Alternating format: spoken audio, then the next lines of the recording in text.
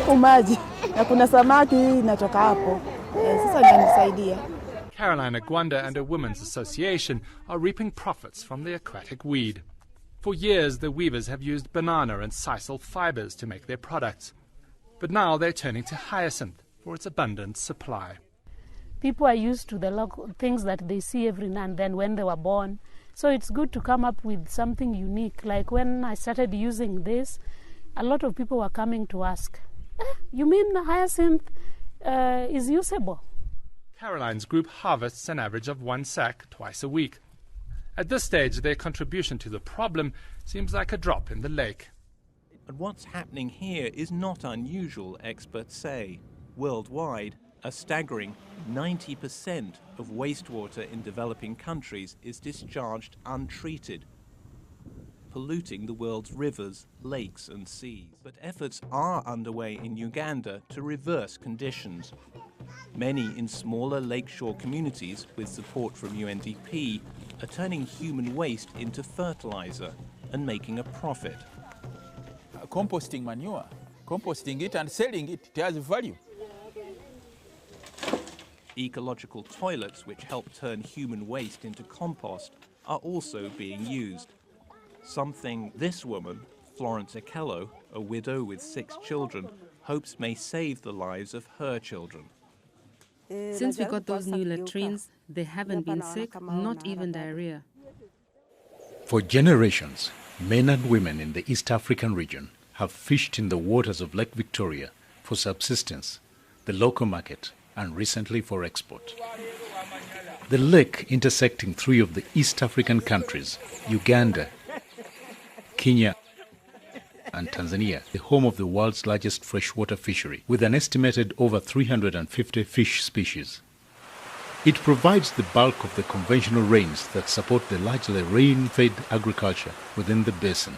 And above all, it is the source feeding the world's longest river, the Nile, supporting an estimated 42 million people in the riparian region. Over the past 3 years, Pathfinder International Uganda and ecological Christian organization ECHO have been piloting a project, the health of the people and environment in the Lake Victoria Basin, HOPE LVB, in Vusi and Jaguzi Islands in Wakiso and Mayuge districts, respectively, to save the families within the basin along with the fish and their habitats, to reduce these cross-border threats to biodiversity conservation and ecosystem degradation in the Lake Victoria Basin, while simultaneously increasing access to family planning and reproductive health services in order to improve maternal and child health in project communities in Uganda and Kenya. Beach management units are committees in charge of enforcing good fishing practices within the fishing communities and fostering development amongst fishers. They now reach out to the fishing communities with population, health and environmental messages, otherwise called PHE, detailing the connections between the health of their families and the natural environment. They have, for example, taught them that fish have a life cycle like human beings, and that for the fish to benefit them maximally, they must let it grow and pick only the mature ones as the cycle to breed more continues. The project mobilized the men, women and youth who had been solely surviving on fishing and the attendant activities to do supplementary income-generating activities aimed at fighting poverty, particularly during the periods when the fish is regenerating to fishable levels. To start them off, the project distributed different improved varieties of banana and tree species for maximum benefits. The communities have since started their own communal tree nursery beds, from which they have planted over 450,000 trees on the lake banks, their gardens, and within the community.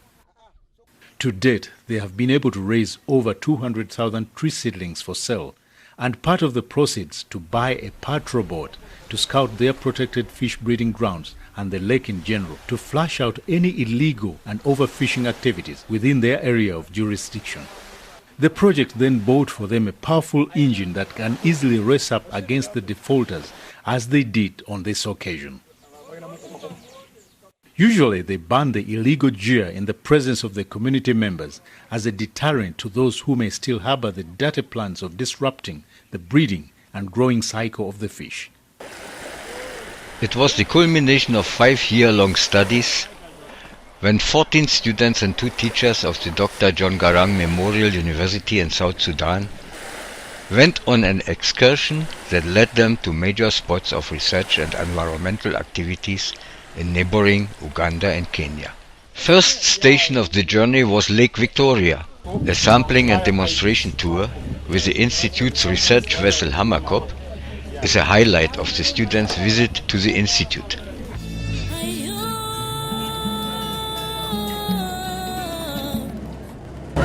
Radar equipment and an echo-sounding based fish finder. Length measurements with special rulers are an important tool for all fish stock assessments.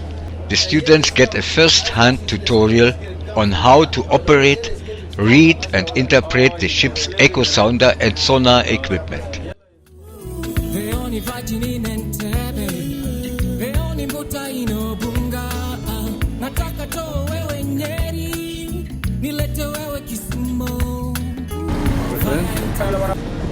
Each hole provides valuable scientific information for the scientists about the state of the lake and its fish communities. Here, the visitors from South Sudan admire the modern facilities of the center, which include grow-out ponds, fish breeding and nursery facilities, and an aquarium. Oceanala, the Friends of Lake Victoria, the Lake Victoria Center for Research and Development. Oceanala's programs include agribusiness projects with programs in horticulture, dairy, water processing, and environmental conservation. On the Kenyan shores of the lake, a private farm, the Kenya Organic Research Center, KORS, has taken the initiative to mechanically clear the lake of the weed. The Marions International Company is the latest investor to plunge into the untapped waters of Lake Victoria. Sami Maina, the managing director of the company, said the 2 luxurious boats will be hired out to hotels for excursions. Empower women. The No Sex for Fish project donates local women fishing boats. Instead of being dependent on the fishermen, they can now have the fishermen work for them. By improving a woman's livelihood, the hope is she will now be able to participate in the environmental conservation. Agnes is one of the women given a boat. Her life has changed significantly.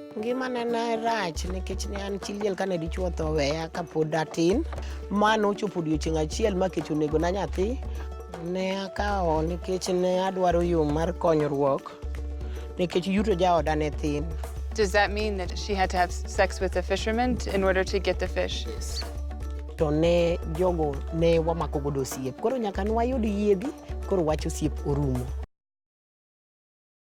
In 2007, this goat, accompanied by its distraught owner, graced the corridors of the High Court in Nairobi in pursuit of justice. Today, the goat chews herbs with considerable difficulty, having lost its hind teeth to the madenga weed. To use the weed to their benefit, they chose to make charcoal. Gharama ya kuishi ikawa nyepesi kidogo sababu ya makaa. Wanachoma, wanauza, wanalipa nayo school fees ya watoto yao. The factory here being Cummins Power Generation. The power plant, located in the heart of Marigat, will use madenga shrubs to generate power and export to the national grid. Ken Saro-Wiwa and the others led the formation of a Bill of Rights, which they call the Ogoni Bill of Rights. This Bill of Rights they presented to the federal government of Nigeria, to Shell and the oil companies operating in that area. And the Bill of Rights had 3 points, among others. Key 3 points were increased autonomy for the Ogoni people, increased share of the oil wealth for the Ogonis, and thirdly, there was to be a cleanup of the environment that had been extensively damaged through the activities of oil extraction. The government of Nigeria later invited the United Nations Environmental Program, UNEP, to conduct a study in Ogoniland, which established very, very, very high levels of environmental degradation. In one place, they found that contamination of surface water to the extent was 900 times beyond the acceptable limits of chemicals that cause cancer. UNEP report estimated that it will take between 25 and 30 years to clean up the environment in Ogoniland. It will require an initial $1 billion to begin the exercise, and that exercise has not even started. How is it that the lives of the Ogoni, a minority ethnic community in southern Nigeria, could be considered useless in the pursuit of profit by multinationals? Here is a government that is in place, that is supposed to serve the interests of its people, but instead seeks to please the profit attentions of multinational companies, but then at the expense of the local people. Often there are two expenses that the local people have to pay. First, they benefit very little. Poverty continues in those places. And secondly, usually there is extensive environmental degradation, as is the case with the Ogoni. In every situation across Africa, there are questions of these resource conflicts, or there are other issues of social justice. What is your role? How do you want to be remembered? Are you ready to be the next cancer weaver? Do we need more cancer weavers? Certainly yes. So what are you going to do? When are you going to rise up from your comfort zone and join in the social struggles of your people, and join in the struggle for freedom and justice for your people? Your people need you. Your nation needs you. Your community needs you. There are needs in these areas. There are issues of social justice that you need to take up. You need to identify those struggles and embrace them and offer yourself in total commitment in the example of Cancer Weaver. I wish that one day, one time, we'll be able to sell fish and have something to do with a trolley or a trailer that each and every one of us can get something at the end of the month because they've saved. Kisumu has got the best gift from God is the lake. Only the lake is enough to get the full development of the whole area.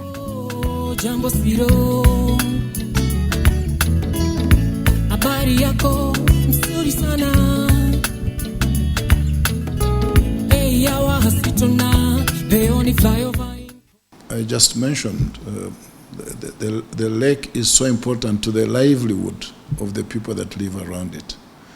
And therefore, any interference with it leading to its either destruction or damage, environmental pollution in many ways, has a direct effect on the livelihoods of the people. Lake Victoria cannot speak for itself, so we have to speak and advocate for it. And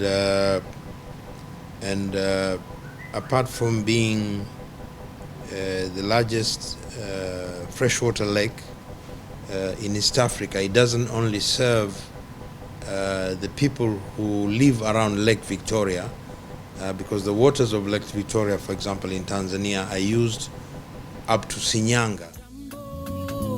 Jambo siro, habari yako nzuri sana. Yawa hasitona, the only flyover in Kondele, the only virgin in